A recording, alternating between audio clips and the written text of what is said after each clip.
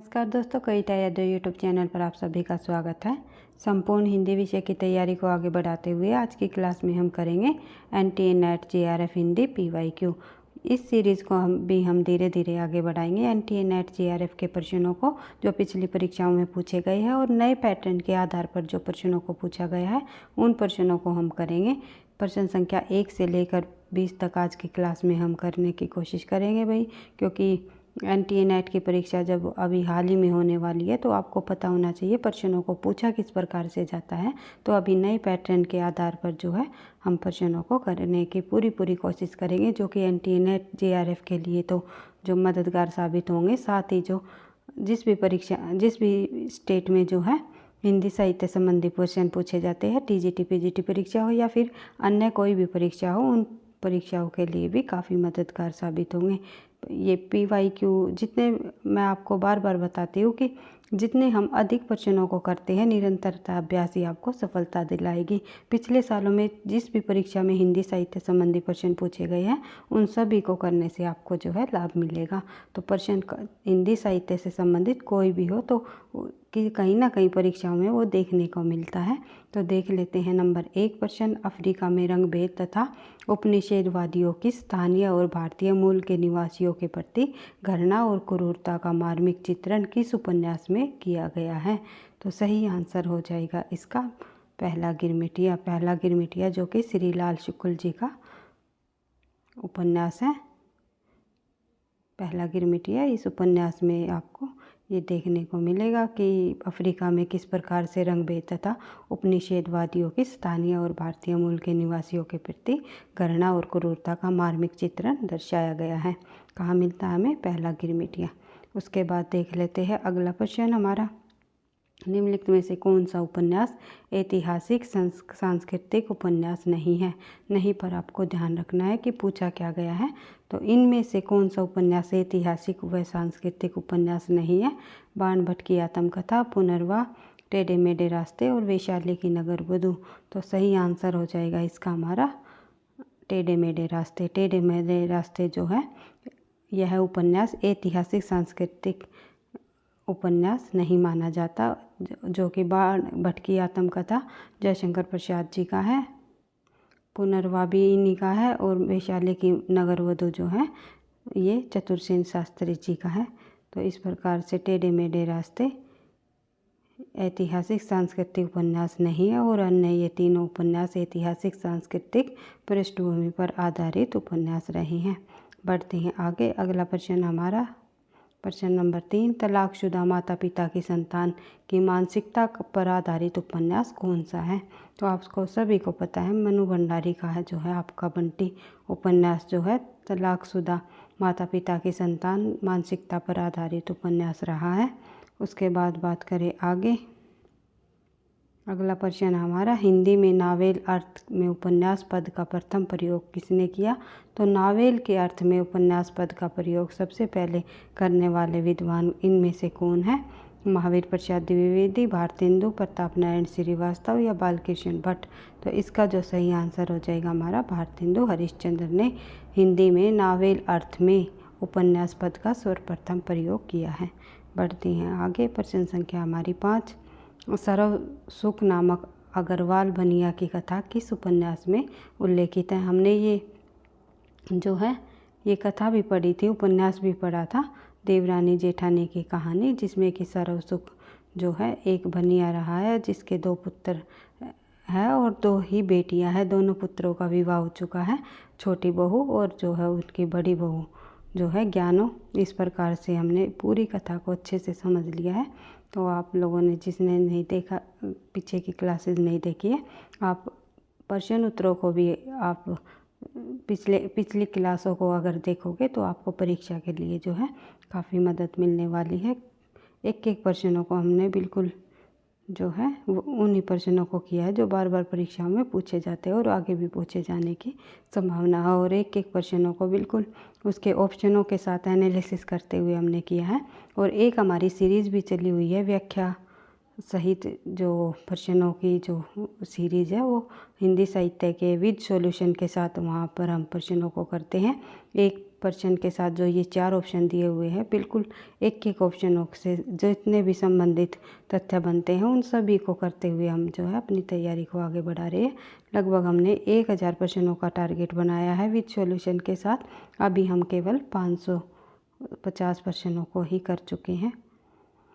तो धीरे धीरे उस सीरीज़ को भी हम आगे बढ़ाएंगे और साथ साथ हम जो है जितने भी इम्पोर्टेंट प्रश्न बनते हैं हिंदी साहित्य के सभी प्रश्नों को करते हुए आगे बढ़ेंगे। तो NTA नेट की परीक्षा हो या फिर TGT PGT परीक्षा हो, दोनों के लिए आपको मददगार साबित होगी। देख लेते हैं अगला जो हमारा प्रश्न है। यशपाल के उपन्यास झूठा सच में दौलत राम आज़ाद किस राजनीति दल का सदस्य रहा है? यशपाल का जो उपन्यास है झूठा सच, एक सेकंड भाई। इस उपन्यास के अंतर्गत जो दौलत राम आज़ाद है वो किस राजनीतिक दल का सदस्य रहा है ये आपको बताना है। तो कम्युनिस्ट पार्टी का ये सदस्य रहा है। कौन? दौलत राम। बढ़ते हैं आगे। अगला प्रश्न हमारा, कहानी इतिवृत्त ही तो है, यानी उसमें स्थित्यंतर अथवा जीवन गति होनी चाहिए। काल का कुछ संपंदन, कुछ तनाव अनुभव हो, वही तो कहानी का रस है। कहानी के विषय में उपयुक्त विचार किस लेखक का है? जो ये कथन कहा गया है कहानी के विषय में, ये किस लेखक द्वारा कहा गया है, किस साहित्यकार द्वारा कहा गया है, ये आपको बताना है। जैनेन्द्र कुमार, राजेंद्र यादव, यशपाल या इलाचंद्र जोशी? इसका सही आंसर हो जाएगा जैनेन्द्र कुमार। जैनेन्द्र कुमार ने कहा है कि कहानी इतिवृत्त ही तो है।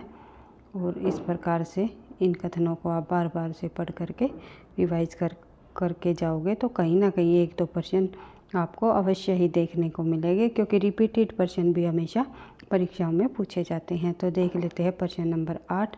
निम्नलिखित में से किस उपन्यास में राम और काम का द्वंद्व चित्रित किया गया है? राम और काम का जो द्वंद्व चित्रित इनमें से किस उपन्यास में किया गया है? अमृत और विष, खंजर नैन, नाचो बहुत गोपाल, इनमें से किस उपन्यास में किया गया है? ये आपको बताना है। सही आंसर हो जाएगा मानस का हंस। मानस का हंस जो तुलसीदास की जीवन से संबंधित जो रचना है अमृतलाल नागर जी की, तो उसमें काम और जो है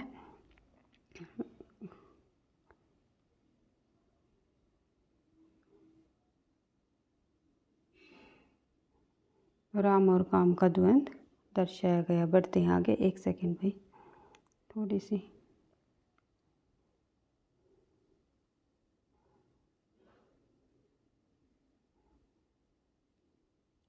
चलो देख लेते हैं। एक सेकंड भाई। प्रश्न संख्या 9। हिंदी में ऋतु संहार के रचयिता कौन है? हिंदी में ऋतु संहार के रचयिता कौन है? तो ऋतु संहार के रचयिता जो रचना है ऋतु संहार, उसके रचयिता पूछे हुए हैं कौन है, तो आपको पता ही है भारतेंदु हरिश्चंद्र जी की रचना है ये।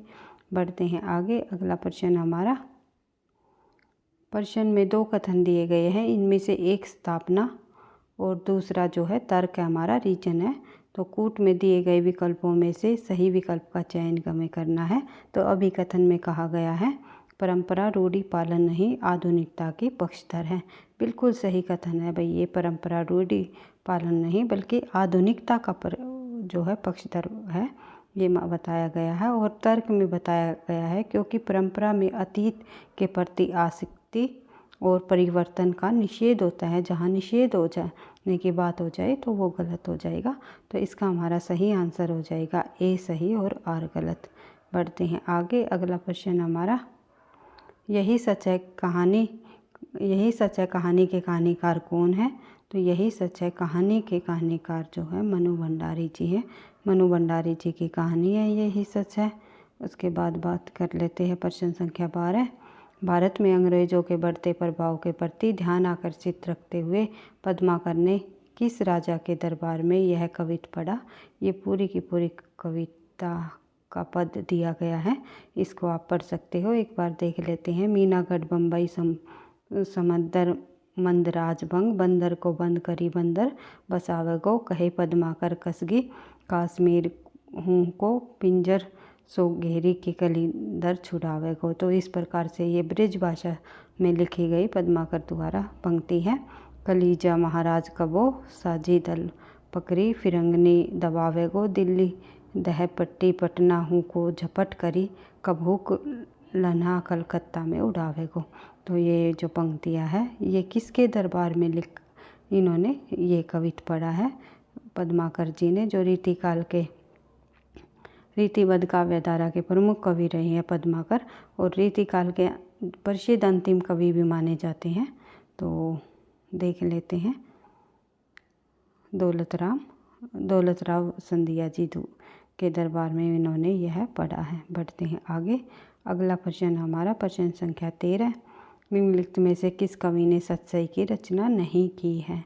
तो नहीं पर आपको ध्यान रखना है, बदलते पैटर्न के आधार पर हमने प्रश्नों को लिया है, क्योंकि वैसे तो हम जो है पिछले सालों के प्रश्न पत्र को तो हम एक बार कर भी चुके हैं और धीरे धीरे NTA नेट की परीक्षा तक अब करने भी वाले हैं। दोबारा से रिवीजन हो जाएगी आप लोगों को, और जो पिछले पैटर्न के आधार पर जो प्रश्न पूछे जाते थे वो कहीं ना कहीं आपको TGT PGT परीक्षाओं में देखने को मिलेंगे। TGT PGT परीक्षाओं के लिए काफ़ी बेनिफिट रहेंगे। तो उन प्रश्नों को भी हम एक बार से दोबारा से जल्दी रिवीजन करते हुए मैराथन क्लास लेकर के करेंगे। और साथ ही जो है जितने भी नए पैटर्न के आधार पर प्रश्न पूछे जा चुके हैं पिछली परीक्षाओं में, अभी 2018 के बाद के जितने भी प्रश्न रहेंगे उनको हम जो है 20-20, 25-25 प्रश्नों को करके पिछले सालों के PYQ NTA नेट के हम करने वाले हैं। क्योंकि पैटर्न के आधार पर जब हम प्रश्नों को करते हैं तो हम जब अपना पाठ्यक्रम पढ़ते हैं तो हमें एक समझ विकसित होती है कि किस प्रकार से प्रश्न पूछे जाते हैं। तो देख लेते हैं। निम्नलिखित में से किस कवि ने सतसई की रचना नहीं की? इनमें से किस कवि ने सतसई की रचना नहीं की? रामसाय, मतीराम, अमीरदास चिंतामणि ने सतसई की रचना नहीं की। इन तीनों कवियों ने जो है सतसई की रचना की है। बढ़ते हैं आगे। अगला प्रश्न हमारा प्रश्न संख्या 14। अगर प्रेम खूंखार शेर है तो मैं उससे दूर रहूँगी, मैंने तो उसे गाय ही समझ रखा था। मैं प्रेम का संदेह के ऊपर समझती हूँ, वह देह की वस्तु नहीं आत्मा की वस्तु है। संदेह का वहाँ जरा भी स्थान नहीं, हिंसा तो संदेह का ही परिणाम है। यह संपूर्ण आत्मसमर्पण है। यह पंक्ति गोदान उपन्यास के अंतर्गत, जो कि मुंशी प्रेमचंद जी द्वारा रचित है, किस पात्र द्वारा कहा गया है? ये जो है, अगर प्रेम खूंखार शेर है तो मैं उससे दूर ही रहूँगी, और मैंने तो उसे गाय ही समझ रखा था। इस प्रकार से जो ये पंक्ति है, ये कथन है, ये किस जो है पात्र के द्वारा कही गई है? तो ये गोदान के पात्र मालती द्वारा कही गई है। बढ़ते हैं आगे। अगला प्रश्न हमारा प्रश्न संख्या 15। कालक्रम की दृष्टि से निम्नलिखित ग्रंथों का सही अनुक्रम बताइए। तो कालक्रम के दृष्टि से हमें जो ये ग्रंथ दिए गए हैं, काव्य निर्णय, रस रहस्य, जगत विनोद, भाव विलास, इसमें हमने बताना है सबसे पहले कौन सा आएगा। तो सबसे पहले यहाँ हमें रस रहस्य देखने को मिलता है, क्योंकि रस रहस्य का जो सन होगा वो होगा 1670 ईस्वी, उसके जो कि कुलपति मिश्र जी का है। किसका है? कुलपति मिश्र। उसके बाद हम बात करें भाव विलास की, तो भाव विलास का जो समय रहेगा 1689, जो कि देव कवि का है। ये आपको ध्यान रखना है भाई, किस कवि द्वारा रचित ये ग्रंथ है, क्योंकि डायरेक्ट परीक्षा में प्रश्न भी पूछ ले जाते हैं ये किस जो है रचनाकार का है। तो उसके बाद हम बात करेंगे, इसके बाद आएगा काव्य निर्णय, क्योंकि काव्य निर्णय का जो समय है वो रहा है 1746 ईस्वी। जो काव्य निर्णय किसका है? भिखारी दास का, भिखारी दास। उसके बाद बात करें भाव विलास की, तो भाव विलास देव कवि का है, जो कि 1700 भाव विलास नहीं, लास्ट में हमारा रह गया जगत विनोद। जगत विनोद जो है वो रहेगा 1753 ईस्वी के बाद लिखा गया ग्रंथ है जगत विनोद। 1753 से लेकर 1833 के बीच की रचना है पद्माकर जी की। इस प्रकार से सही आंसर हो जाएगा हमारा, सबसे पहले आ गया हमारा रस रहस्य, फिर भाव विलास, फिर आ गया हमारा काव्य निर्णय, फिर है जगत विनोद। ये जो ऑप्शन हो जाएगा हमारा डी ऑप्शन हमारा सही हो जाएगा, क्योंकि रस रहस्य की रचना कुलपति मिश्र द्वारा 1670 में की गई। भाव विलास की रचना जो है देव कवि द्वारा 1689 में की गई। उस काव्य निर्णय की जो रचना है भिखारी दास द्वारा 1746 में की गई। उसके बाद जो है जगत विनोद की रचना पद्माकर ने 1753 के बाद की। इस प्रकार से हमारा आंसर हो जाएगा डी। बढ़ते हैं आगे, अगला प्रश्न देख लेते हैं भाई। रीतिकालीन वीर काव्य की प्रवृत्तियाँ क्या रही है? रीतिकालीन वीर काव्य की प्रवृत्तियाँ निम्नलिखित में ये जो प्रवृत्तियाँ दी गई है क्या रही है? कौन कौन सी रीतिकाल के अंतर्गत जो वीर काव्य के प्रवृत्तियाँ में शामिल है ये हमें बताना है। तो हमारा एक बार से पढ़ करके देख लेते हैं। रासो काव्य की अपेक्षा में अधिक प्रमाणिक है। रासो काव्य की अपेक्षा में यह अधिक प्रमाणिक है। ये बिल्कुल सही कहा गया है, क्योंकि पृथ्वीराज रासो जैसे महाकाव्य का वही किसी विद्वान ने अर्ध प्रमाणिक माना है, किसी ने अप्रमाणिक माना है, किसी ने प्रमाणिक माना है। तो इस प्रकार से उनमें इतनी प्रमाणिकता को स्पष्ट नहीं किया जाता, जिसमें कि यहाँ पर हमें रीतिकालीन के वीर काव्य में हमें प्रमाणिकता का बोध होता है, क्योंकि वहाँ पे हमें पता भी चल जाता है कि ये किसके दरबार में लिखी गई रचना है। क्योंकि जो समय है थोड़ा सा जो हमारे आदिकाल के बाद जो रासो काव्य के अंतर्गत आदिकाल का जो समय रहा उसके तो बहुत सालों बाद रीतिकाल आया था। तो वहाँ पर जो है प्रमाण के रूप में जो है साहित्यकारों ने ये देखा है कि प्रमाण मिले हुए हैं अच्छे से रीतिकाल में वीर रचनाओं के। तो उसके बाद देख लेते हैं इनमें तत्कालीन इतिहास सुरक्षित है। जो तत्कालीन इतिहास है वो बिल्कुल सुरक्षित है, ये सही कहा गया है। और इसमें चमत्कारिक वर्णन और भाषाई खिलावट बहुत अधिक है। भाषाई खिलावट नहीं है भाई, क्योंकि आप सभी को पता है केवल एक ही भाषा का प्रयोग किया गया है, ब्रज भाषा, पूरे के पूरे रीतिकाल में, ये आपको पता है। तो यहाँ पर इसका कोई मतलब ही नहीं है। ये ऑप्शन हो जाएगा हमारा गलत। वीर काव्य में फिरंगियों का भी वर्णन किया गया है। वीर काव्य में फिरंगियों का वर्णन किया गया है, ये बिल्कुल सही कहा गया है। तो इसका हमारा सही आंसर हो जाएगा ए 2 और 4 सही। तो ऑप्शन हो जाएगा हमारा सी, 1 और 2 4 सही हो जाएगा। बढ़ते हैं आगे। इस प्रकार प्रश्नों का एनालिसिस करते हुए आपको जो है प्रश्नों का उत्तर देना है, ताकि आप समझ बेस के साथ जो प्रश्नों का अगर प्रश्नों को घुमा फिरा कर भी पूछ लिया जाए तो आप सही आंसर दे सको। बढ़ते हैं आगे। प्रश्न संख्या 17 में एक दिया गई है दोहा। तो दोहा देख लेते हैं किसमें क्या पूछा हुआ है। दृग उर्जत टूटत कुटुत जुरुत चतुर चित प्रीति परति गाठी दुर्जन हिये दई नई यह रीति। जो ये पंक्ति है ये दोहे के संबंध में कौन सा कथन सही है, इस दोहे में कौन सा कथन सही दिया गया है। तो देख लेते हैं एक बार पढ़ करके। इनमें कार्यकरण संबंध का स्वाभाविक चित्रण हुआ है, बिल्कुल सही है। इसमें प्रेमी प्रेमिका के प्रेम का स्वाभाविक चित्रण हुआ है। और इसमें असंगति अलंकार है। इसके बाद देख लेते हैं उसमें विभावना अलंकार है। एक सेकंड भाई, इसमें कार्यकरण का संबंध स्वाभाविक चित्रण हुआ है, ये ऑप्शन हो जाएगा हमारा गलत।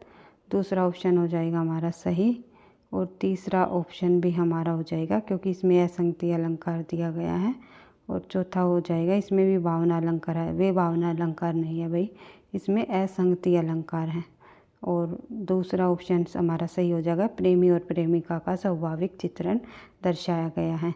तो 2 हमारे गलत हो गए, 2 ऑप्शन हमारे सही हो गए। तो 2 और 3 हमारा सही है, तो आंसर हो जाएगा हमारा बी। उसके बाद देख लेते हैं अगला प्रश्न हमारा। प्रश्न संख्या 18, निम्नलिखित में से क्या तमस